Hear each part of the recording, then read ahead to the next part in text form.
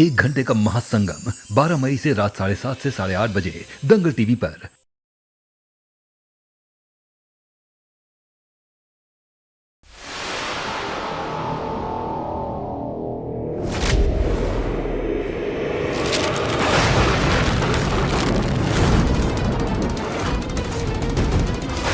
इस पैकेट के बारे में तो हम भूल ही गए थे।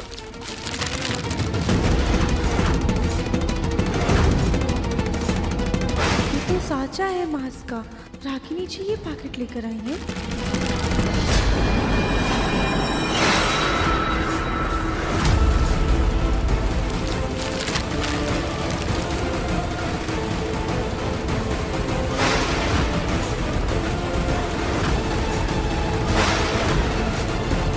रागिनी जी कल इसी आदमी से बात कर रही थी। इसका मतलब वो उस बेरूपी के बारे में जानती और वही उसे इस घर में लेकर आई। पर क्यों? और हमारे धर्म जी कहाँ है?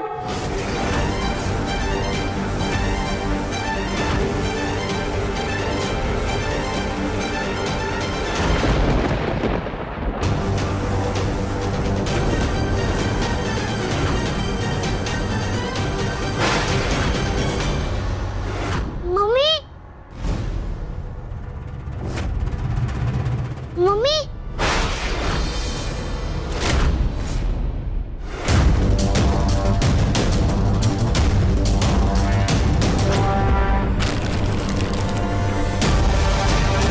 भोलेनाथ ये बात हमारे में थी। प्लीज प्लीज हमारी मदद कीजिए।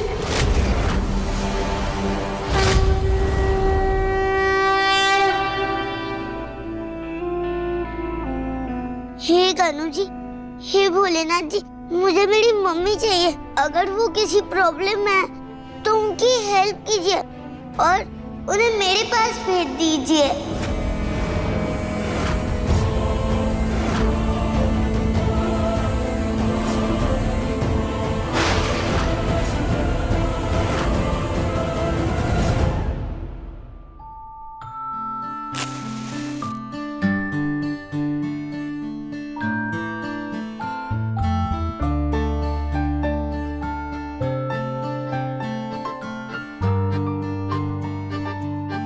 संकष्टी की पूजा करने से पहले फूल की माला बना लेती, उसके बाद भोग का प्रसाद भी बना लूंगी।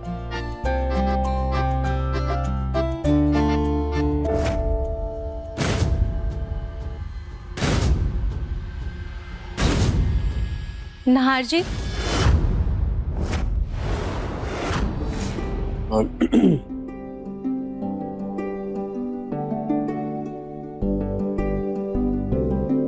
तुम्हें कैसे पता कि मैं हूं? आपका मेरे पास होने का एहसास ही मेरे लिए काफी है।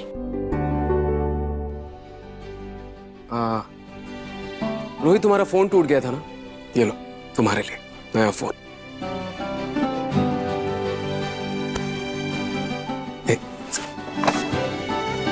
तुम्हारा सिम भी एक्टिवेट करवा दिया है। थैंक यू नाहर जी।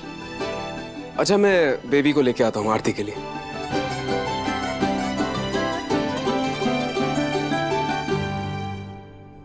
मुझे मेरी मम्मी चाहिए। अगर वो किसी प्रॉब्लम में है तो उनकी हेल्प कीजिए।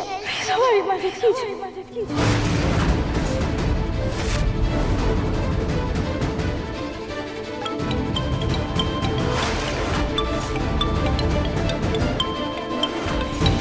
हेलो रोही, यहाँ तो इतना नेटवर्क भी नहीं है कि नॉर्मल कॉल आ सके। तुम्हारा वीडियो कॉल कैसे आया हमें? जब माँ किसी की मदद करती है तो कोई भी मुसीबत नहीं रहती। और मैंने अपने फोन में तुम्हारे बहुत सारे मिस्ड कॉल्स भी देखे थे। बताओ क्या हुआ? याद कर रही थी ना मुझे? हमें तुम्हारी मदद चाहिए। दरअसल हम दफिम जी के कमरे की अलमारी में फंस गए। हमारे पति दफिम जी अभी किसी मुसीबत में है और इस वक्त हमारा यहाँ से निकलना बहुत ज्यादा जरूरी है। जब बात किसी के सुहाग की हो तो कोई भी हद, कोई भी मर्यादा मायने नहीं रखती। घबराओ मत, मैं कुछ करती हूँ। भोलेनाथ, मुझे पता है आप अपने ध्यान में विलीन हैं, पर एक भक्त जब आपको पुकार रहा हो तो आपका मन उसकी पुकार से अनजान कैसे रह सकता है? आपकी राधिका आपको पुकार रही है, उसकी आवाज अंधेरों को चीर कर आप तक पहुंच रही है। अपने वचन को याद कीजिए प्रभु। जो भक्त आपको अपनी आत्मा से पुकारे, उसकी रक्षा का दायित्व आपका है। और अगर उसकी नहीं तो कम से कम अपनी शक्ति की गुहार सुनिए प्रभु। मैं आपसे विनती करती हूँ, राधिका की रक्षा कीजिए। ओम नमः शिवाय।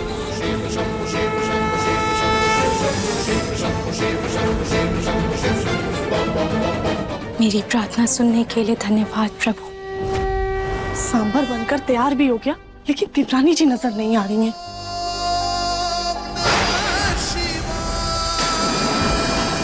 सांप! ये तो ऊपर कहाँ जा रहा है? सांप!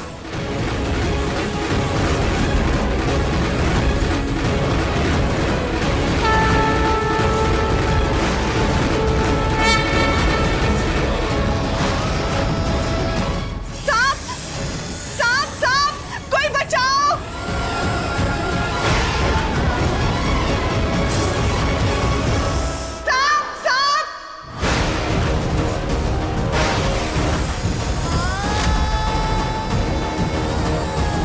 कहाँ है सब? जल्दी आओ! कहाँ है साहब? चाची सासी, देवर जी के कमरे की अलमारी में सांप घुस गया।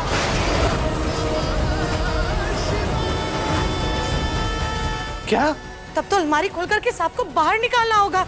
मुन्ना चल जल्दी बेटा। हाँ लेकिन चाबी तो पता नहीं कहाँ पे, और रागिनी अलमारी बंद करके चली गई है, कैसे खोलेंगे? ना, रागनी हमेशा अलमारी की चाबी अपने तकिए के नीचे रखती है, वहीं पर रखी होगी। चल जल्दी से चल। हाँ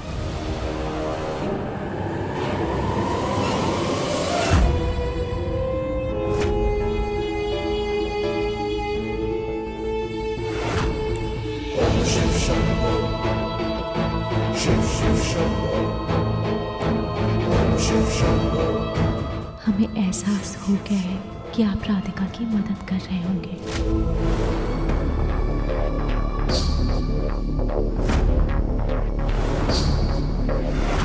हमें अलमारी से तो निकलना है, पर हम सबके सामने नहीं आ सकते।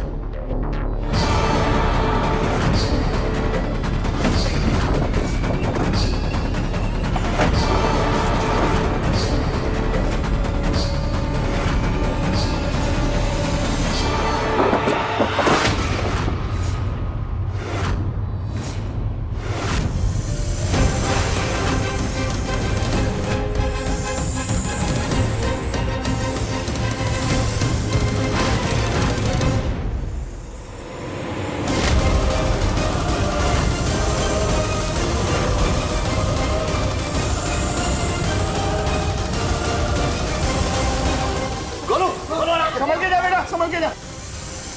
गोलू जी आराम से। हाँ एक मिनट, सांप खिड़की के बाहर जा चुका है। हाँ तो गोलू एक काम करना बेटा, जल्दी से कमरे की सारी खिड़कियां बंद कर दे और हॉल की भी सारी खिड़कियां बंद कर दो। कहीं ऐसा ना हो कि सांप वापस घर के अंदर आ जाए। आओ बाहर आओ, जल्दी बाहर आओ। संभाल के गोलू। गोलू जी आराम से।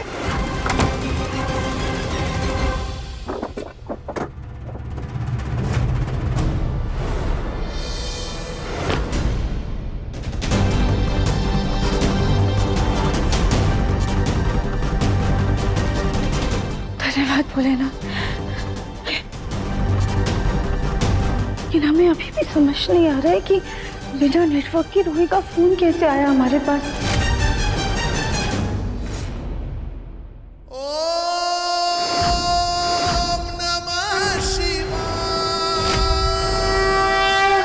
खैर अभी ये सब छोड़ के हमें उस बहरूपी का सच पता लगाना है और ये जानना है कि रागिनी जी ये सब क्यों कर रही है। और सबसे पहले तो इस बात का पता लगाना है कि हमारे दिव्यांशी कहाँ है।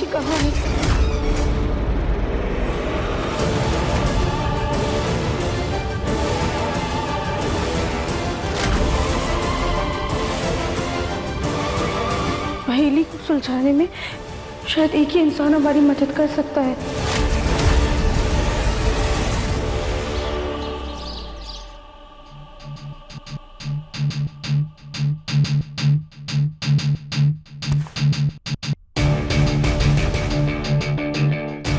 आज तो उन गुंडों का मुंह बंद कर दिया हमने, लेकिन हमें जल्द ही दिव्यम जी को शहर से बाहर भिजवाना होगा ताकि कानपुर में पकड़े जाने का कोई खतरा ना रहे।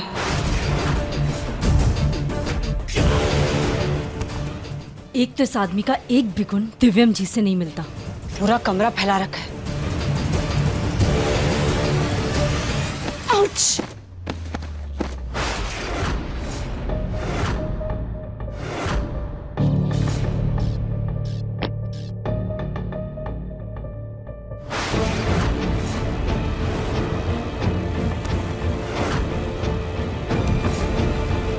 ये बिछिया किसकी है? कहीं देखी देखी सी लग रही है।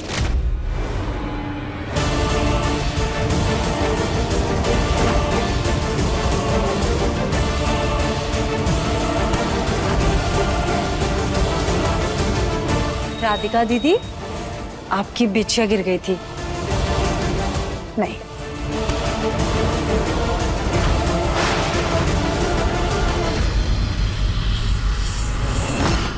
इसका मतलब वो राधिका वो इस कमरे में आई थी। पर क्यों?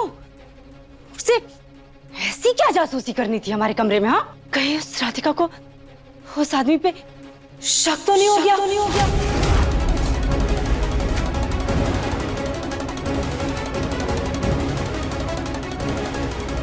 नहीं नहीं, ऐसा नहीं हो सकता। अगर ऐसा होता तो वो चुप नहीं बैठती। हाँ, चाहे जो भी हो जाए, हमें अब और सतर्क रहना पड़ेगा। अब ये नकली दिव्यम कहाँ चला गया? कहीं वो मास्क फिर से ना उतार दे।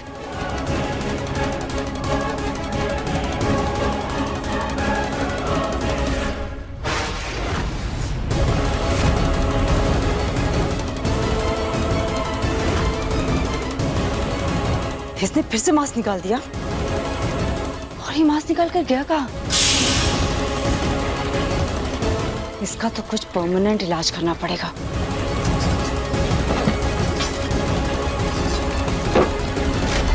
रागिनी,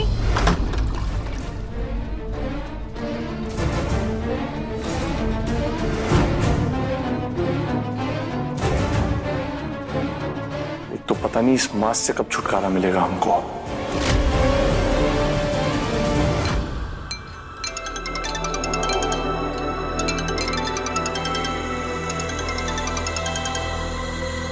रूही, राधिका, तुम ऐसे परेशान नहीं करना चाहते थे इस वक्त। कोई बात नहीं राधिका, पर क्या हुआ? तुम इतनी परेशान क्यों हो? सब ठीक तो है ना? रूही, हम तो ठीक है, पर हमारे दिव्यम जी बिल्कुल भी ठीक नहीं है। वो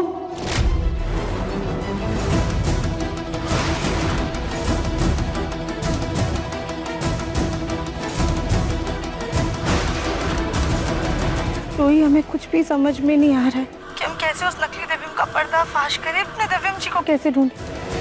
उस नकली दिव्यम से बात करें क्या? राधिका, बातों से अगर लोगों के छल सामने आते तो ये पूरी दुनिया शीशे की तरह साफ होती। पर ये वो कलयुग है जहाँ धर्मराज को भी अपने सच का प्रमाण देना पड़ता है।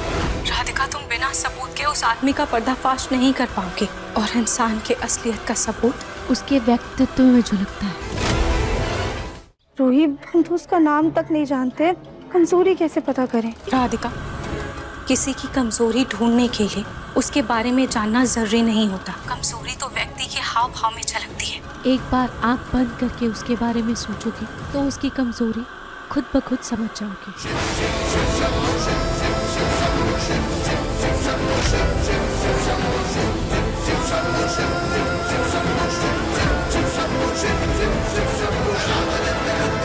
असली हीरो तो मैं। रूही, शायद हम उसकी कमजोरी जानते हैं, लेकिन पक्के तरीके से नहीं कह सकते। अंधेरा मिटाने के लिए तो एक किरण ही काफी होती है राधिका। इसी एक किरण के साथ तुम आगे बढ़ो। क्या पता तुम्हें खुद ब खुद कोई रास्ता मिल जाए। थैंक यू रूही, तुमने हमें उम्मीद की किरण दी। हम अपनी पूरी जान लगा देंगे और सच का पता जरूर लगाएंगे। अब हम फोन रखते हैं, तुम अपना ध्यान रखना। ठीक है राधिका, पर तुम्हें अगर किसी भी तरह की कोई भी मदद की जरूरत हो तो मुझे जरूर कॉल कर देना। ठीक है रूही।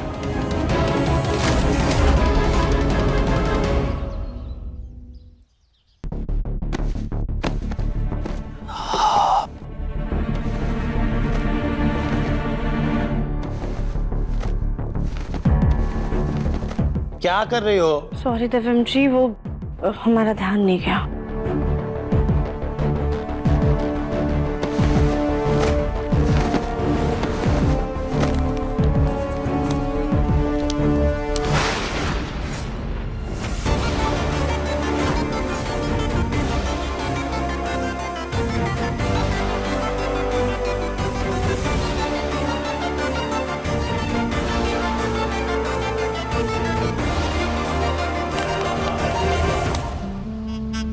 बनिए सुपरस्टार, अगली पीढ़ी का Shahrukh Khan, hero number 1 entertainment company, audition आपके शहर कानपुर में। यहाँ तो नंबर भी दिया हुआ है।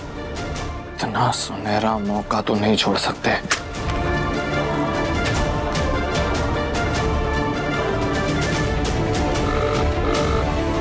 Welcome to hero number 1 entertainment company.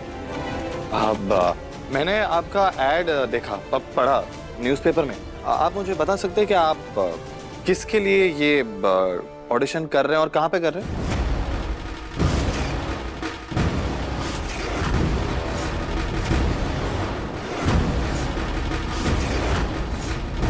जी, ये एक भंसाली सर की मूवी है।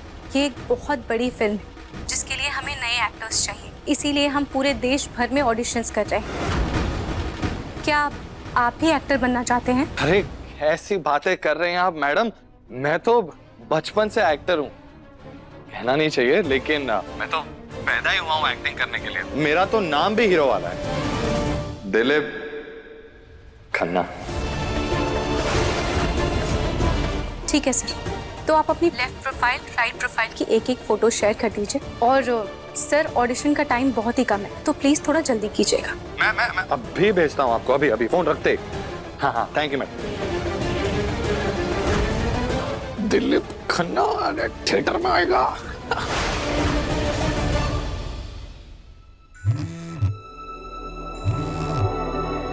Thank you so much Rohit, इस बहरूपिये को फोन करके हमारी बहुत बड़ी मदद की है। अब हमें बस इस पे कड़ी नजर रखनी होगी। कभी ना कभी तो ये गिरगिट अपने असली रूप में आएगा ही। ठीक है राधिका, अगर तुम्हें और कोई भी मदद की जरूरत हो तो मुझे जरूर बताना। अभी फिलहाल के लिए मैं रखती हूँ, सब पूजा के लिए मेरा इंतजार कर रहे होंगे। भगवान से हमारे दिव्यम जी के लिए भी प्रार्थना करना कि वो जहाँ कहीं भी हो बिल्कुल सही सलामत हो। अब हमें बस इस बहरूपिये को वीडियो बनाते हुए रिकॉर्ड करना होगा और फिर वो वीडियो हम परिवार और पुलिस वालों को दिखाकर इसे जेल भेजेंगे ताकि इससे पूछ सके कि हमारे दिव्यम जी कहाँ हैं।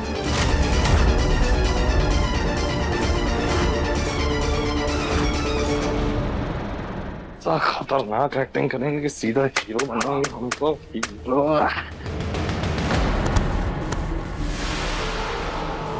देख के नहीं चल सकती क्या? सॉरी, हमारा पैर फिसल गया था। पैर फिसल गया? या मेरी खूबसूरत शक्ल देखकर नियत फिसल गई? बकवास बंद करो, समझे?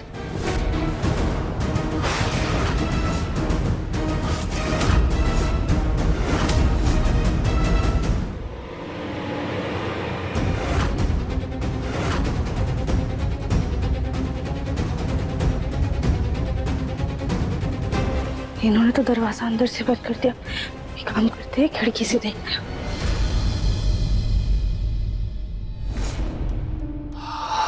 चल चल दिलीप, अब अपनी एक्टिंग का परचम लहरा दे तू। ऐसा जलवा बिखेर अपनी एक्टिंग का कि ये गोल्डन चांस तो तेरे ही हाथों में हो।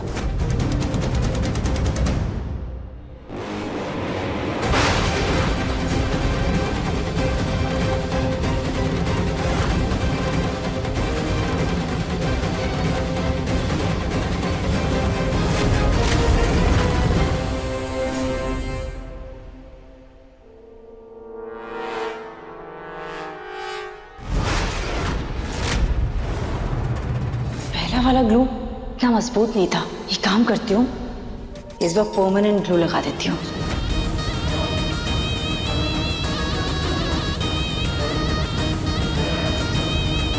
पहले वाले ग्लू का असर कमजोर था, इसीलिए अब इस ग्लू के कारण वो दिलीप चाहे भी तो वो मास्क नहीं उतार पाएगा।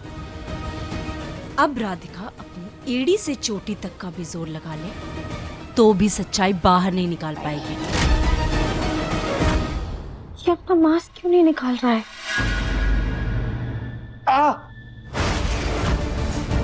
ऐसा क्यों लग रहा है कि ये मास्क निकलेगा तो अपने साथ साथ मेरी खाल भी निकाल देगा ये।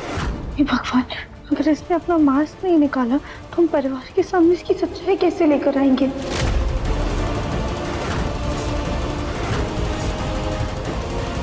इसने तो अपना मास्क निकाला ही नहीं, हमारा सारा प्लान फेल हो गया। जरूर जरूर उस रागिनी ने कुछ तो किया होगा।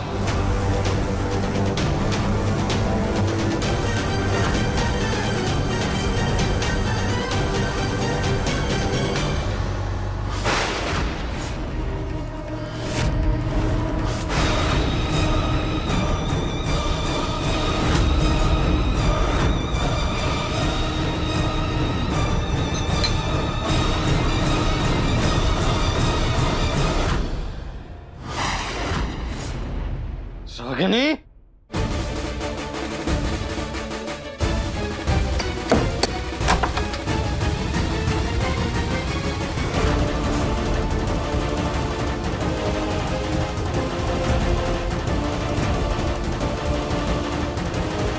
भगवान, यहाँ कैसे फंस गए हम? कैसे निकले?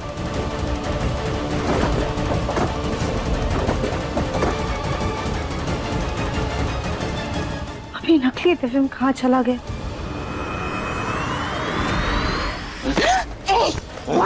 बता बता मुझे, पागल औरत, क्या किया तूने मेरे मास्क के साथ? हाँ? वही जो हमें बहुत पहले कर लेना चाहिए। इस मास्क के साथ अब हम और रिस्क नहीं उठा सकते, समझे तुम? इसीलिए हमने इसमें परमानेंट ग्लू लगा दिया है, ताकि अगर तुमने मास्क निकालने की कोशिश भी की तो तुम्हारी चमड़ी तुम्हारे हाथ में आ जाएगी। ये नकली दिव्यम जी कहाँ चले गए और उनका मास्क क्यों नहीं उतर रहा था?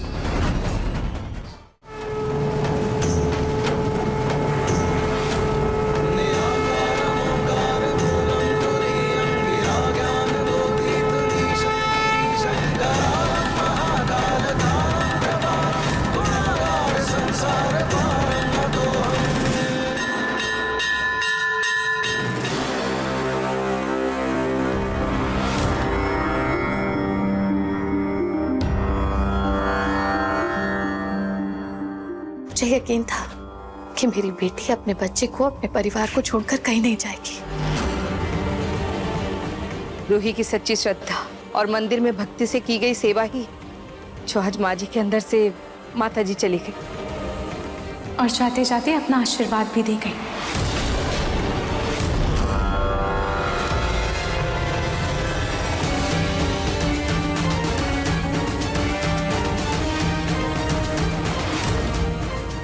माता रानी ने मुझे मेरे सपने में आकर दर्शन दिया था और ये कहा था कि उनका आशीर्वाद इन फूल की मालाओं में है।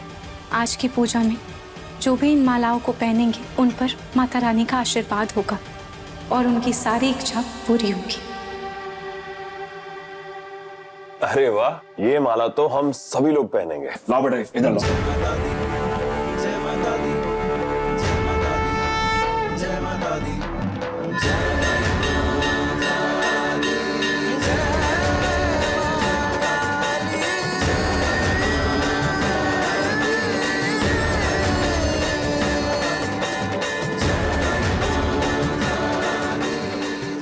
लीजिए ना दादी।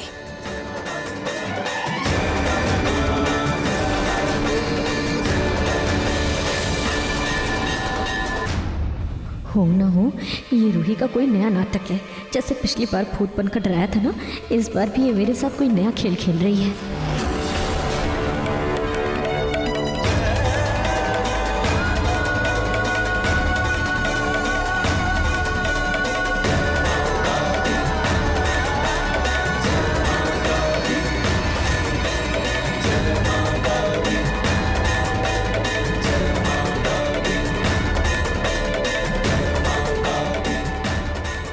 आरती शुरू करते हैं।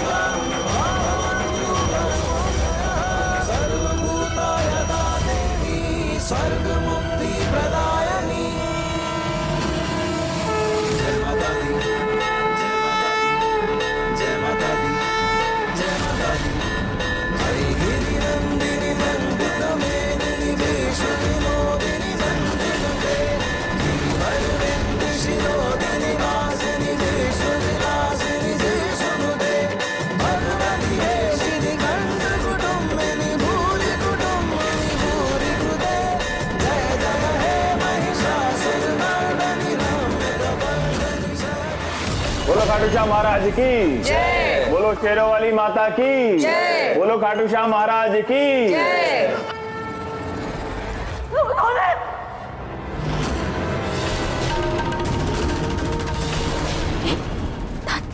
माँ, बचाओ।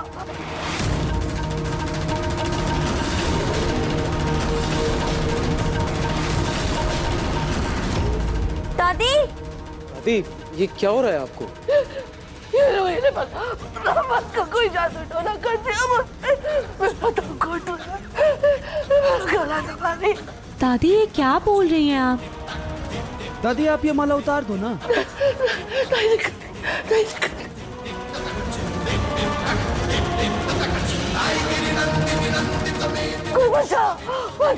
छोटी माँ आजा लल्ला।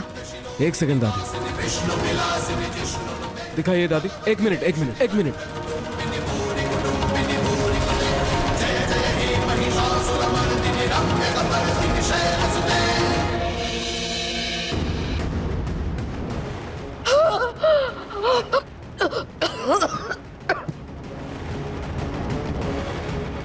ये देखिए ना, इतनी आसानी से निकल गई। फिर से झूठा नाटक करके आप रूही के पीछे पड़ गई ना। मैं नाटक नहीं कर रही हूँ, सच में ये वाला मेरा गला दबा रही। दादी आपको माला नहीं पहनी तो ना सही, लेकिन रूही पर इतना घटिया इल्जाम तो मत लगाइए। पिछली बार भी इल्जाम लगाया था, घर छोड़कर चली गई थी, भी फिर से ये इल्जाम। रहने दीजिए नाहर जी, शायद अभी अभी दादी के शरीर से माता रानी गई है ना, इसीलिए उनको थोड़ा भारीपन सा लग रहा होगा। वो अपने आप ही ठीक हो जाएंगी। लगता है दादी रूही को देखकर बौखला गई है। आंटी मैं लेके जाती हूँ दादी को कमरे में। हाँ चले दादी।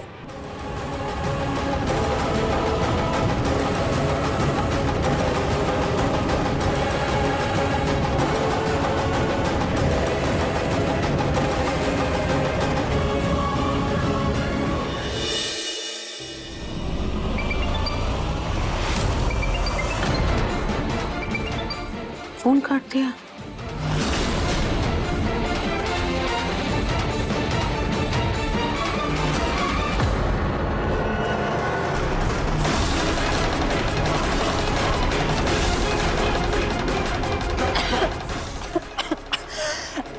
क्या हुआ तुझे? ठसका लगा? पानी दूं? ये फोन क्यों काट दिया? दादी आप समर को क्यों फोन मिला रहे थे? है बेटा, मैं सोच रही थी समर दामाद जी से बहुत दिनों से मुलाकात नहीं हुई है, उन्हें खाने पे बुला लेती हूँ। इसी बहाने उनसे मुलाकात भी हो जाएगी और साथ में खाना पीना भी हो जाएगा। लेकिन पहले समर दामाद जी ने फोन काट दिया और अब तूने। क्या बात है, तुम दोनों के बीच में कोई बात हुई है? कोई झगड़ा हुआ है क्या? अरे नहीं दादी, ऐसा कुछ भी नहीं है, सब कुछ ठीक है। बल्कि अभी थोड़ी देर पहले समर से बात हुई थी मेरी। वो प्रोजेक्ट के सिलसिले में गया हुआ है ना काम से, तो थोड़ा बिजी है वहाँ पर। अब आप ऐसे बार बार फोन करोगे तो उसे डिस्टर्ब हो जाएगा, है ना, अच्छा नहीं लगेगा ऐसे। और ये सब आप क्या लेकर बैठ गए हो? घर के काम लेकर बैठ गए फिर से? चलो आराम करो आप। अरे तू बैठ आराम से पहले, और आराम तो मैं कर ही लूंगी। बस एक बार तो ससुराल चली जाए, फिर मेरी सारी टेंशन खत्म। मेरी सास भी मुझे 100 बातें सुनाएगी वरना। दादी आपको मेरी टेंशन लेने की जरूरत नहीं है, समर है ना, वो सबको संभाल लेगा। और आप मेरी छोड़िए, अपनी फिक्र कीजिए। अरे हाँ, मैं तो भूल ही गई, आपके लिए बादाम भिगो कर रखे थे, मैं भी लेकर आती हूँ। हाँ पता नहीं, मुझे ऐसा लग रहा है कि कोई तो बात है। रूही को फोन लगाते।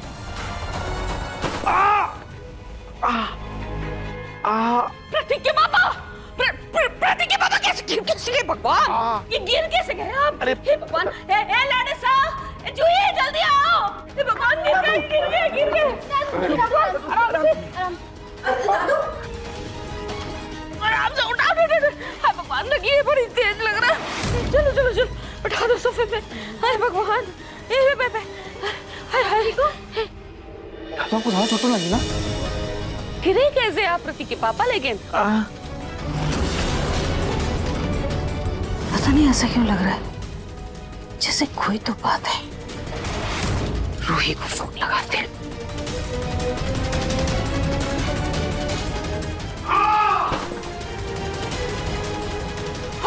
आपके पापा? पता नहीं, वो पैर वहां पे स्लिप हो गया जिसकी वजह से गिर गया। लेकिन अब ठीक है बेटा। थैंक गॉड दादू, मुझे तो लगा कहीं आपको भी हार्ट अटैक तो नहीं आ गया।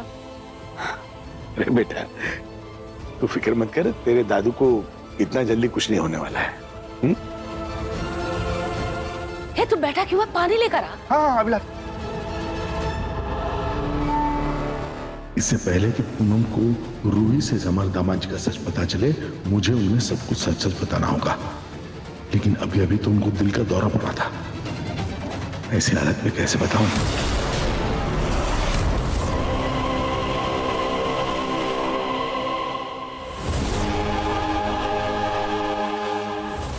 दादी क्या हो गया आपको? नीचे कैसे बहकी बहकी बातें कर रही थी आप? अग्नि, वो रूही नहीं है, वो रूही नहीं है, रूही का भूत है। भूत का साया, भूत की परछाई मुझ पर गिर पड़ी, भूत की परछाई मुझ पर पड़ी। मेरा क्या होगा? मैं क्या करूं? मैं क्या करूं? क्या होगा? गंगा जल छिड़क लेती हूँ मैं अपने ऊपर। गंगा जल छिड़क लेती हूँ मैं अपने ऊपर। गंगा जल छिड़क लेती हूँ। भूत पे सोच मेरी जिम्मेदारी बनावे। दादी आप ये क्या कर रही हैं? दादी नहीं, तुमने तो पूरा काट किया है, तुम्हें तो गंगा जल से नहाने की सख्त जरूरत है। लो। अरे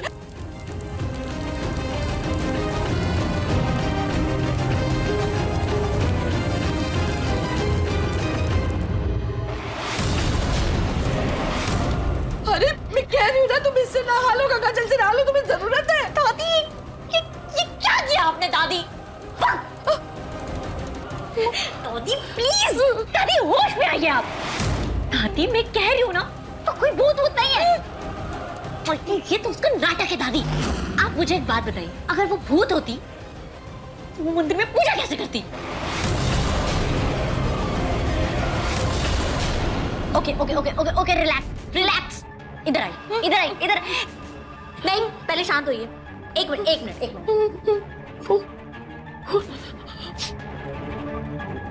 ये लीजिए आप पानी पीजिए। दादी आप मेरी बात ध्यान से सुनिए। डर के मारे ना सारा सच मत उगल देना। आपको याद है ना दादी, कैसे रूही ने मुझे लास्ट टाइम डराकर तो सारा सच उगलवा लिया था? याद है ना? क्या होता है भूत? कुछ नहीं होता है। पानी पियो।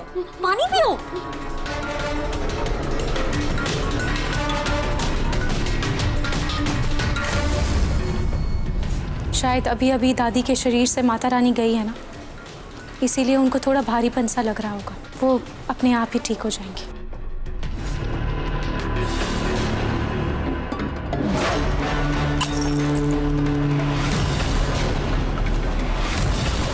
अगर वो भूत नहीं है तो उसने घर वालों को हमारी सच्चाई क्यों नहीं बताई? और वो दीवार तोड़ के बाहर कैसे आ गई?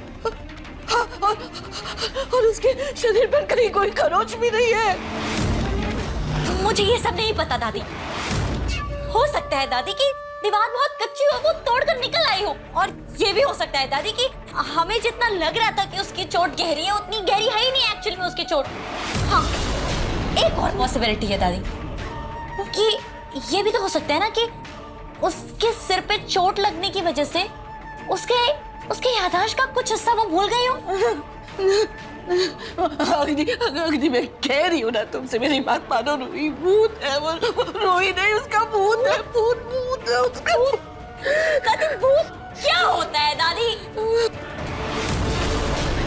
ये बढ़िया तो सटिया गई है, लेकिन इससे पहले ये कोई गड़बड़ करे, मुझे रूही का कुछ करना होगा। कुछ कहा तुमने अग्नि?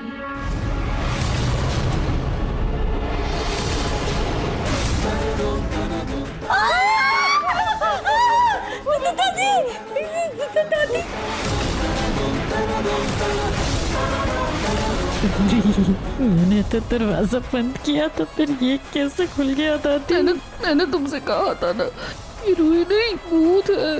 भूतों को आने जाने के लिए दरवाजे खिड़की की जरूरत नहीं पड़ती। आप लोग तो ऐसे डर रहे हैं जैसे आप लोगों ने कोई भूत देख लिया हो।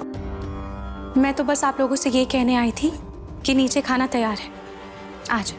नहीं, मुझे भूख नहीं है, मुझे नहीं खाना। मैं आती हूँ, तुम जाओ।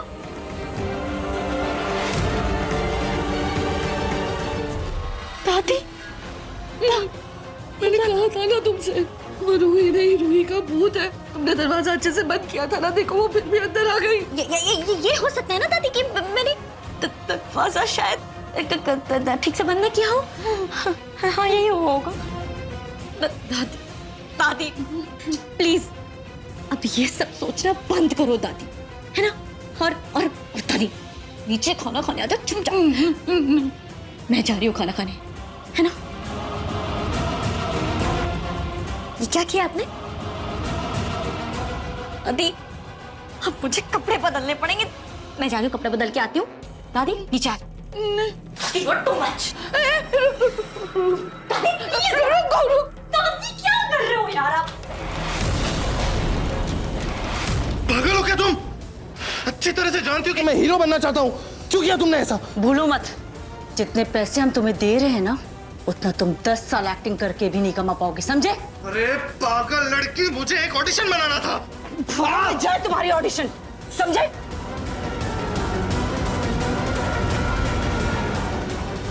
ये आवाज कहाँ से आई?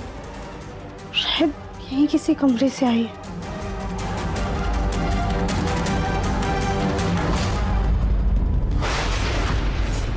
अब इस मास्क को उतारने की सोचना भी मत, क्योंकि वो राधिका तुम्हारा पोल खोलने की फिराक में है। क्या? ये देखो, ये राधिका का बिछुआ आज हमें हमारे कमरे से मिला है।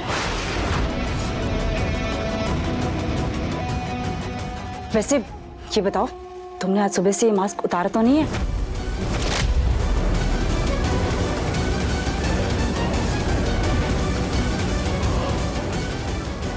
पागल हो गया तुम? मैं कहा था ना मैंने कि मैं बहुत शातिर हूं, मैंने कोई मास्क वास्क नहीं उतारा। अच्छा है, क्योंकि राधिका से हम दोनों को बहुत खतरा है अभी। लेकिन अब ये मास्क का क्या करना है? कब तक पहन के रखना पड़ेगा इसे मुझे? मेरी शक्ल खराब हो रही है। तब तक पहनना होगा जब तक जिस काम के लिए हम तुम्हें यहाँ लेकर आए हैं वो पूरा ना हो जाए, समझे? हाँ ठीक है, इसे दूर रखो।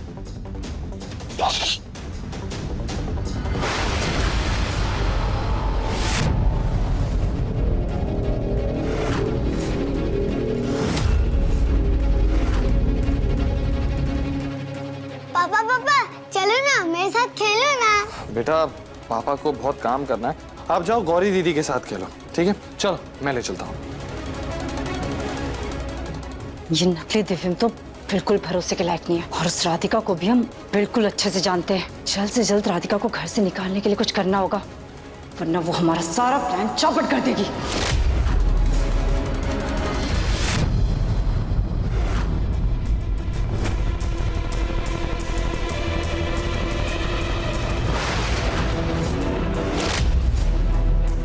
जी ये क्या है? हम जब भी तुम्हें देखते हैं ना घर में राधिका, तुम हर वक्त बस मटक मटक के चलती रहती हो। इसलिए चुपचाप इस गठरी के सारे कपड़े इस्त्री करो। मुन्ना के पापा ने भले ही तुम्हें इस घर में रोक लिया हो, लेकिन हमारे मुन्ना के दिल में तुम्हारे लिए खटास भर चुकी है। इसलिए हमारे घर से तुम अपनी उल्टी गिनती गिनना शुरू कर दो। गठरी सर पर, गठरी सर पे रहनी चाहिए, और ऐसे ही जाओ यहाँ से।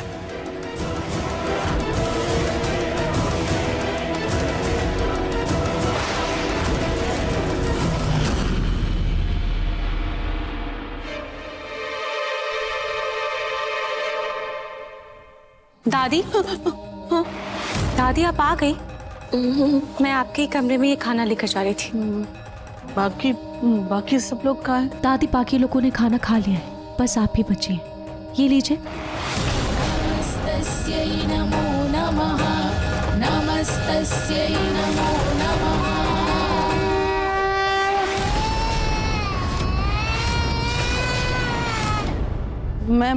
मैं खाना खा लूंगी, तुम जाओ ना, लल्ला को संभालो।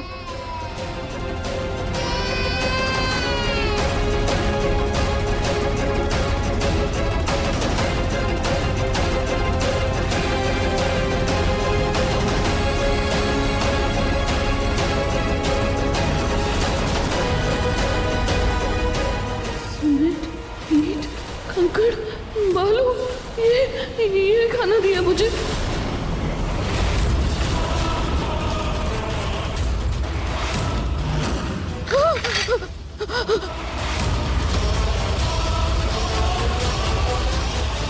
नाल, नाल, रतन, सोनी, सोनी, रतन, नाल, कहाँ हो तुम लोग?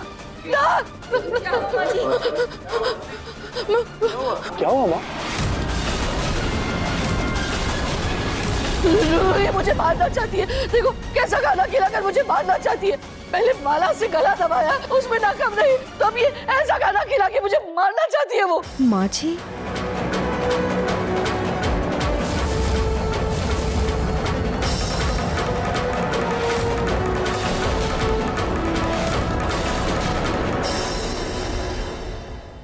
दादी, रूही ने जो ये खाना दिया है आपको इस खाने की आदत डालनी पड़ेगी।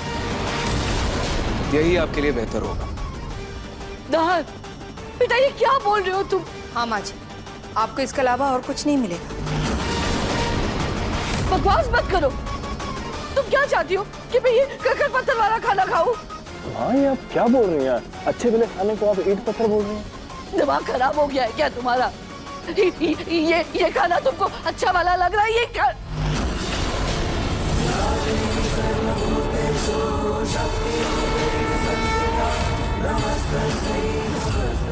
दादी,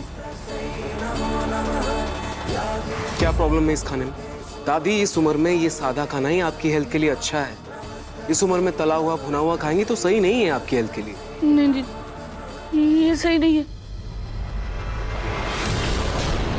ये नहीं हो सकता। ये नहीं हो सकता।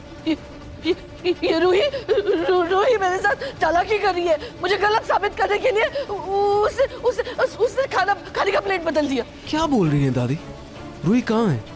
रूही यहाँ है भी नहीं। फिर से आप उस पर इल्जाम लगाने लगे। रूही ऊपर है, लल्ला को सुला रही है, मैंने खुद देखा। माँ जी, मुझे लगता है आपकी तबीयत अभी भी ठीक नहीं है।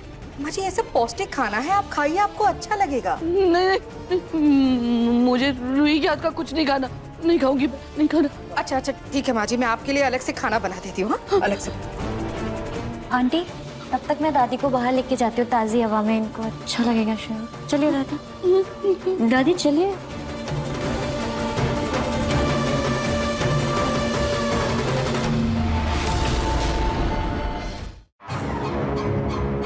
दादी, दादी क्या नया नाटक लगा के रखा है आपने? आपको पता है, रूही से ज्यादा ना आपकी हरकतें देख कर लग रहा है जैसे आपके अंदर भूत है। मैं झूठ नहीं बोल रही हूँ, मैं सच कह रही हूँ। मेरी थाली में सच में ईंट पत्थर थे। बस दादी, बस करो अब आप। नहीं दादी, आप इस डर के साथ अब और नहीं जी सकती। चलो मेरे साथ, हम खुद रूही से ये बात पूछेंगे। चलो मेरे साथ। अब पागल हो गई हो क्या? ऐसे कौन भूत से जाके पूछता तो भूत हो क्या? नहीं दादी, आज के आज आपके सारे भ्रम खत्म करने ही होंगे। चलो दादी, आज हम उस रूही से जवाब लेकर रहेंगे। नहीं, आप चलिए।